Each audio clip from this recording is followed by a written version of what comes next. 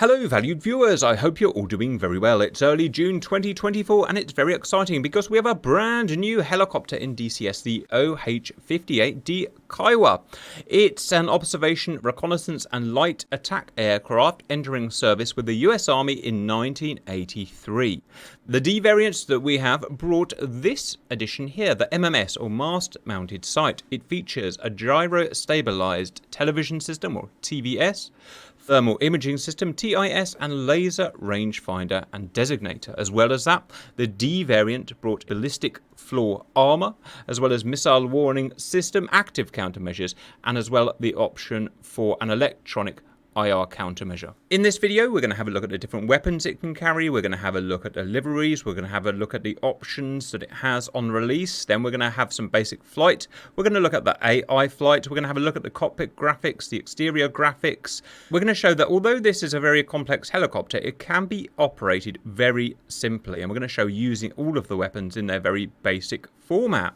So first, weapons. We have outer stations here, right and left. On the right, we can have two FIM-92 air-to-air Stinger missiles, or one or two AGM-114K laser-guided Hellfires. And just look how big they look compared to the size of the helicopter as compared to the Apache. And of course, it is a small, light helicopter. As well as that, we can have rockets, a series of unguided rocket pods, 7 per, and they are 70mm Hydra rockets with obviously different warheads. We can also have the laser guided variant, 7 again, and we'll show it using that off. In the left station, we have again the FIMs or the Hellfires, or we have an M3 FN gun, that's a 50 cal gun with either 100 or up to 500 rounds of ammunition, or the same rockets as before. Finally, we have the dash stations, in which each we can have smoke grenades that can be dropped by the co-pilot. We can command it from the pilot's position, and you can have different colors here. So the aircraft comes with a series of default liveries. You can see here loads of liveries. Most are US Army type with small variations on them, but I'm just going to look at some of the more wacky ones at the bottom for fun. Taiwan, Tunisia, Australian fictional, probably my favourite. No, this is my favourite. British Army Air Corps fictional. British again. Dutch. French. German fictional. Israel. Japanese. Polish. Russian? Spanish. So lots of liveries to choose from. Next, options. If we go here, we can control who has the priority of flight, because of course we can have 2 humans in this aircraft. We can remove the doors by default or have them on. We can install the pilot display unit. It's kind of like a little gun sight / HUD that you have here. By default, I believe it's actually off, but I see no reason not to have it, so I would suggest having it on. We can equip the personal weapons, so you can have M4 rifles here, and you can actually fire them manually as the co-pilot. We can remove the MMS. I'm not sure why you would want to do that, but you can. We can have rapid deployment gear, which is interesting. So the standard skids are like that, or you can have ones with dampers for smashing down much harder. We have, as standard, a missile warning system and active countermeasures flares, and we can replace the MWS, I believe, with this guy here, which I think is an older system, an AN ALQ 144. So with it on, it's this guy here. It's an electronic infrared jammer for jamming infrared guided missiles. As standard, it's off, and we'll have these sensors here otherwise for our missile warning system. Welcome into the cockpit, viewers. As I said, it is multi-crew. We can operate from the pilot seat here or press 2, and we're now in a co-pilot seat, or 1, back to pilot seat, and obviously we can have 1 or 2 humans operating the aircraft. And the aircraft is designed, although it's a 2 aircrew aircraft, you can operate it fully with 1 human. We can have it with the pilot shown, or press right shift and papa to remove them both, or have 1 or have 2. Next, we'll have a quick look around the graphics of the cockpit. I'm going to rotate myself slightly right just to get some sun on the cockpit, otherwise it can be a bit dark, as it is per real life. Okay, that will have to do. So I'll have a good scan around the cockpit and pretty much shut my mouth, and you can have a look at the graphics quality.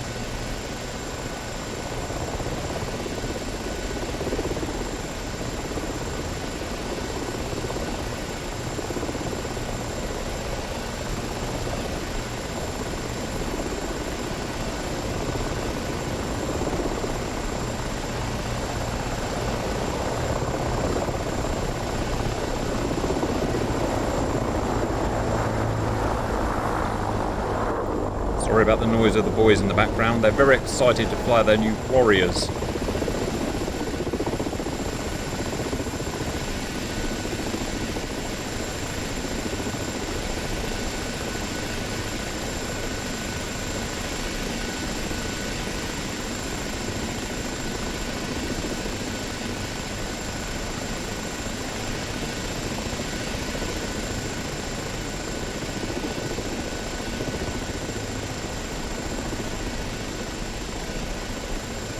Alright, let's have a look from outside.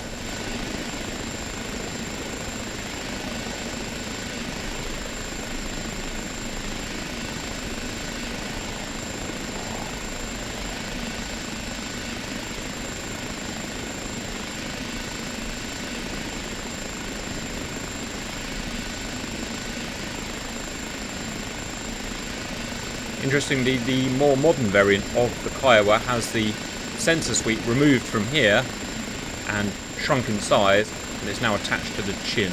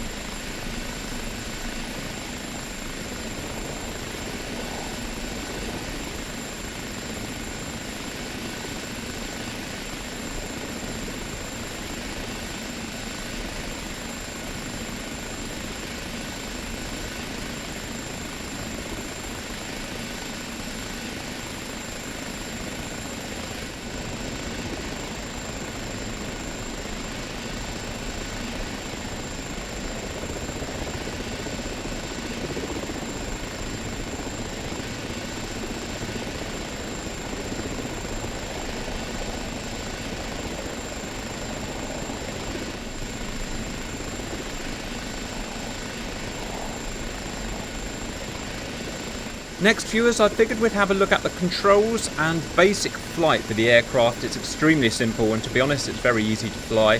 And I'm not the greatest helicopter pilot, but if I went to adjust controls and I went to, you get three options, OH-58D pilot, co-pilot, or co-pilot person and weapon. If we go to pilot and we go to axis commands, then we can set our basic axis. And to basically fly the aircraft, all you need is cyclic pitch, cyclic roll. You'll need your collective set, you'll need your anti-torque pedals or rudder pedals, and that's pretty much it if you do it from a hot start. Everything's otherwise all set and ready to go. Right control and enter button in case it is your first helicopter. You can see at the bottom, you can see the cyclic, left, right, forward, backwards, rudder or anti-torque, left, right, and collective there. And simply collective up, bit of anti-torque to the collective, and just balance it with a cyclic. Off we go. Super easy. In terms of how it feels, I would describe it as somewhere between the Gazelle in DCS and the Huey. And it kind of probably makes sense because weight-wise, I'm guessing it's somewhere between the Gazelle and the Huey, so it probably feels about right in terms of overall feel. Nothing feels particularly weird about it, but obviously I'm certainly not a helicopter expert, and I haven't flown one in real life. Right, I won't waste any more time with that, and we will go for a proper flight later on. Woo! Not the best landing. There we go. The next thing I want to show you, viewers, is the AI flying ability. So you have to remember that this is a very complex aircraft with lots of systems and data links and sensors and whatnot, and it's very hard to fly the aircraft if you're just a single person, single human, and operate all of that tech. So what they've done is added a basic AI flight helper. So that can fly the plane while you do all these screens and buttons and stuff like that. I'll show the controls very quickly. Adjust controls. We go into OH-58D pilot again. And our category will be AI pilot. So to turn him on and off, you just have on and off. He can have a little 3D HUD which tells you what he's doing or what he's trying to do. So you can have that bound as well. In fact, you can pretty much have everything bound. But things of interest, I can adjust his heading, left and right, increase his altitude, decrease his altitude, increase his speed, decrease his speed. If you want to get more advanced, you can follow flight plans and route points. He can hover translate left and right, he can take off, he can land, and so on. So bind pretty much all of that I would. And you'll probably be using that a lot if you're going to be on single player, which most of you probably will be. So let's show using that. So typically what I might do is take off myself, go and find some bad guys, chugga chugga chugga, there we go, some bad guys. And I'd want him to take over at that point, so I turn him on, which I will do in a second. Pip there. Roger that. Okay, I've turned him on. He's now going to maintain what I was last doing in flight as best he can, so slightly moving forward. I can turn on his 3D display. You can see here his speed, his radar, altitude, his barometric altitude, and we can see here a kind of HSI, the desired heading, and translation or side slip left and right, and we can control those with the buttons that we saw earlier. So if I want to increase altitude, I can move the red guy up with the buttons that we looked at earlier. I want to go up to 600 feet. The speed wants to change, then we can change that. I want to go forwards. Oh wait, I want to go backwards. So the red is what I'm asking him to do, and the white is what he's achieving. I want to turn a bit because the baddies are on the left, so let's change his heading. Chugga chugga chugga, there we go. And I want to put him in a hover, and I want to translate left a bit, so let's translate left, sidestep left, and that will do. There we go. So he will now sit and hold what I've given him to do here, and I can do whatever I want. Let's just reduce the altitude a bit. Done. Picked up a point from Simba. Although we are actually hovering, he's not technically in hover mode, so if you wanted to go into hover mode, press the hover button, and that would put him in pip. Alright, let's see if I can pick up a stable hover. Hover mode. So that shows very basic flight. What we thought we would do next, viewers, is run through the weapons. Now, again, as I reiterate, this is not a tutorial. We just want to show very quickly how a noob who's had this aircraft for 1 hour and 23 minutes can literally pick this up and use the weapons simply if you want, and then obviously you can go and learn properly with the manual and whatnot. So we're first going to use guns and unguided rockets, then we'll use both laser guided systems, then we'll use the Stinger and the firearm and the grenades, or the smoke grenades. We'll start with the gun and the unguided rockets. I have the cannon or the gun on my left, I have the unguided rockets on my right. Basic controls for those will be pilot here, and then we go to pilot cyclic grip. To fire the weapons, we have a first detent and a second detent. The second detent fires the weapon, and we'll show what first detent does later. Also, weapon select. So, select left, I'll select the weapon on my left station, and right, the weapon on my right station, and that's all we need for the moment. We just need master arm on. I'm going to use my gun first, so I'm going to weapon select left, and you can see the relevant symbology changing. Note how we also get a little crosshair here, which is why I suggest we have this assembly mounted. We're going to cock the gun, so right click and hold, gun cocked. Weapon trigger, second press, get some. Nice 50 cal action. Simply use the rockets, we just weapon select right, pip, and that's the rockets. So you can see what I mean. Super simple so far, and the sight in the kind of glass here will change depending on the weapon you've got. One thing to note is that it has a kind of weight on skid sensors, so you can only fire the weapons when you are airborne, and it will tell you whether you're armed or not here. There's also information on the screens regarding the weapons, but that's for another day. Welcome back, viewers. Next is the laser-guided variant. So we have laser-guided Hellfires here and laser-guided rockets over there. Now, again, this can be extremely complicated, or it can be extremely simple. So let's go do it the simple way. I'm going to ask my AI if I'm airborne. I am, to take over. AI, take over, please. Roger that. Thank you. I'm going to point left. I'm going to ask him to climb a few hundred feet. Go left a bit more. As you can see, some horrendous baddies at the end of the runway that need taking out.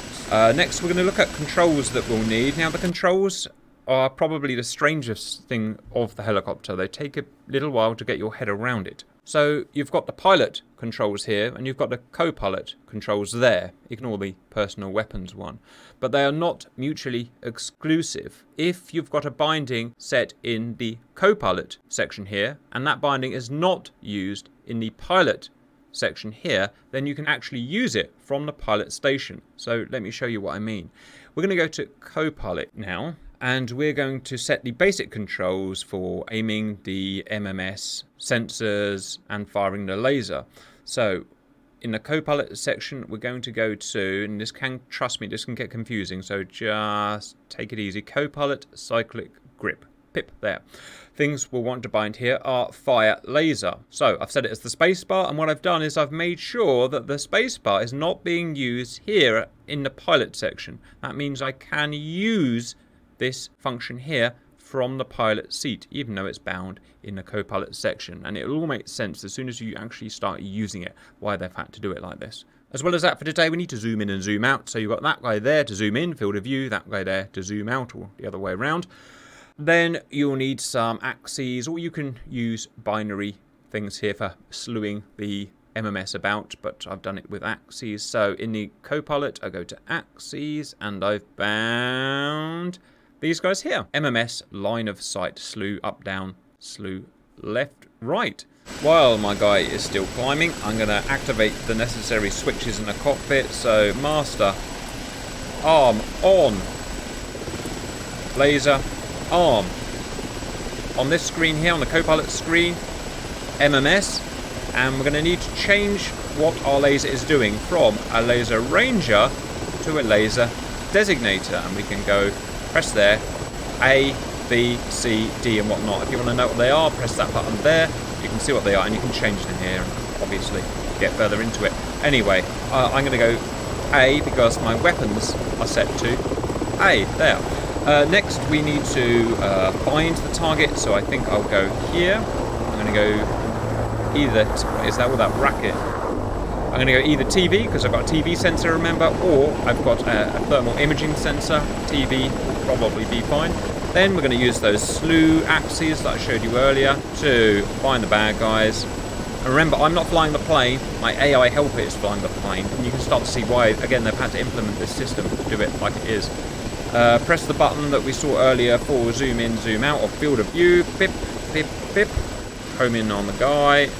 Sorry about this, by the way, chap. There he is there. Next, we need to select our weapon because it doesn't know what we're trying to do at the moment. So, Hellfire right, rockets left. Let's go weapon, select left. Pip. Okay, the actual place where we're going to aim is that little crosshair there. So, put that crosshair on the guy. Okay, my little crosshair is on him. Double check by going over there. Is my crosshair on him? Yes, it is. Right. We can now test fire the laser by pushing the space bar. And when I do, you can see I've got a range coming through there. And you can see I've got a guy flashing there. And that's it. I press the fire button, second D10. And while pressing and holding the laser, theoretically, chuff, he's going to home in on it. Look, even I can do it, viewers. Pop. Very nice. Right. Let's go and find a new target and use the Hellfire. So we're going to...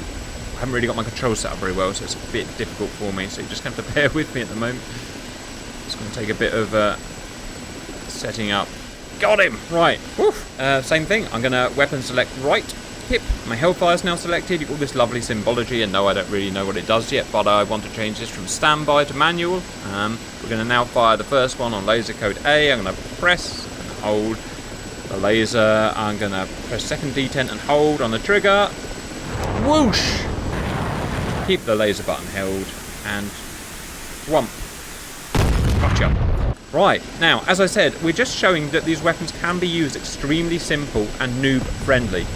If we can learn it this quickly, then literally anyone can, but it is also extremely good fun as well. It's kind of like in the Apache, where you can go super detailed if you want and learn every little bit of the Hellfire, or you can just use the George help up menu, use like 3 buttons and go firing your Hellfire. So it's very similar type of feel of how we can use them. We can use them super nerd at every option, or you can just use them kind of plug and play. Nice and easy. Anyway, viewers, let's not waste your time. Let's go to the last one just to show that off. It is the FIMS. This is the Stingers, air-to-air missiles, and the grenades and the rifle, because why not? The buttons we'll need for this. We need to go back to the pilot menu here, and we need to probably just go to search and type missile. It's that one there, missile activate. We actually have to kind of activate the missiles so they can actually start seeking. As well as that, a useful one is left Alt and C. Clickable mouse cockpit. You'll need that as well. Right, so off we go. I will master arm on. Chugga chugga. And I will select my right weapon station. Pip. Again, you can see all the symbology changes as per that weapon. We don't need any of that. All we need is to activate the missile, which I'll do now. Missile activated. You can kind of hear a little tone going on. And then I hover it above the guy. Push first detent, weapon fire detent, and it gets a lock. Unpress it, and it removes the lock. Press it again, gets the lock. And then go to second detent. Poof! Oh, how about that? Right, let's try again, shall we? First detent, lock, fire. Right, that's very embarrassing. I guess we'll have to go to the rifle, viewers. So, at this point, hand it over to AI as the buttons that we saw before. Poof, Roger AI, that. you're doing it. Alright, we're going to drop some grenades to mark our position. So, all you do is, from the pilot position, push and hold. Left click. He's now got it and primed. And when you're ready, unpress. Somewhere. There it is. Oh no, I got the wrong one. That means friendlies. I meant red. Do it, sir. And unclick. Poof. Tell my AI guy to go left. Right, we need to get the rifle out, viewers, because it's the only way we're going to take the sucker on. So, find him on the left quarter. And hop over to Copilot C. Woof. Click on this guy here. Left Alt and Charlie. And I can move it with my mouse. So I press left Alt and Charlie to make it clickable. Now the mouse controls the weapon. And chugga chugga, 150 rounds I think it is. And then we have to go and rearm to get more rounds. That's it. And it's probably completely useless because it's a 5.56 in a massive war game. But it's cool and awesome. Right, left Alt and Charlie to release it. And then click somewhere on the gun. Stock I think. Somewhere around here. And you can put it back in. Well, I did find it earlier but I don't know, it's there somewhere. And that's it, guys. So I've shown the stuff in the mission editor. We've had a look at the graphics throughout. We've had a quick flight. We've shown how to use the AI guy. We've shown how to use all of the weapons in super new basic mode. I suggest we go and have a multiplayer flight. Welcome back, viewers. We're now in a multiplayer server. Simba, Poosh, Cap, Dark, Bird. Hello, boys. Hello, boys. Morning. Hello. Most of you guys have kind of beat your testers now, so you've had access to it for a while, and I've only had it for a little bit. So we'll talk about your experiences in a minute, but otherwise we're just going to go and have some fun. I've got laser guided rockets and a gun, and you've got some mixed weapons, guys. If I just do my master arm on, which side is my gun on? It's on that side. Get that there, and get that cocked. Right, guys, if we can take off, head towards the coast, please, and we'll look for some baddies. You were watching when I was recording, obviously, and I said some little bits that I know about, but I'm sure you know a lot more. Any interesting factors about this aircraft? Yeah, for new pilots, you want to be really careful that you do not over-torque your engine because it will damage it and you'll have a bad time. Right, don't over-torque your engine, viewers. You can see, obviously, you've got your bits there, and it will give you a warning, won't you, if I push it up. Oh, I'm going to die. Bring it back down. I'm going to die. Bring it back down. The same with all helicopters, viewers. You have to be very patient with all of them. Otherwise, they will all just be, you know, you'll kill your Apache, you'll kill your Hind, you'll kill your Huey just by over-torquing for too long or overheating the engine. A bit like the same with flying a World War II aircraft. Just be sensible with it, then you'll probably never have a problem with the engine. Right, guys, once we get to the coast, if we take a hook right, you may start firing at targets, but I would love to try buddy lasing. I have not tried that yet. If someone fancied lasing on 1688, I'd just love to put a rocket and see if it worked. In terms of aiming the rockets, viewers, you have to be a little bit careful because they have quite small seeker heads in terms of the angle that they can see. So you can't just fire them straight up, you know, they won't track. Let me know when you're ready. I'm ready to fire, Simba. One of the closest launchers, and fire when ready. Firing. Go on, baby. Go on, that wasn't me. Go on, baby. Go on, baby. Go on, baby. Might have worked. Oh, it's the first time we're trying it, viewers. I think somebody shot at what I was aiming at. Oh, you know what? We're all lasing. That's why we're on the same laser code. All right, everybody, don't laze. You ready to try again? Rifle. Yes! Well done, boys. We got our first buddy laze, although it just actually scraped over the top, but it definitely guided. I saw it twitching its little fins. All right, I'm going in for stupids.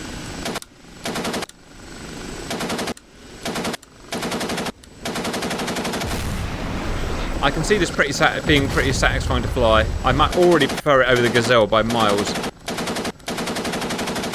I like the Gazelle, but I never really got on with it. This, I'm already much preferring it. Guess so. I could see many uses for this aircraft just sitting. I know it doesn't carry much, but, well, it does really. It carries the possible of 7 laser-guided warheaded weapons. So that's 7 vehicles you could take out at the end of the day. Guess so.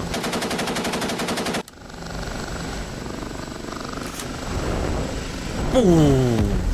Yeah. Ooh. Maximum destructions.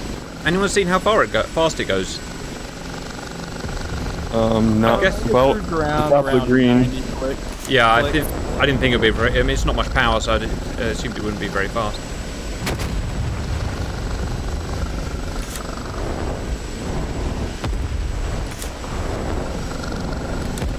Ah, Winchester.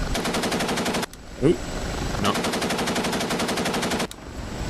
I played lock one of you on accident.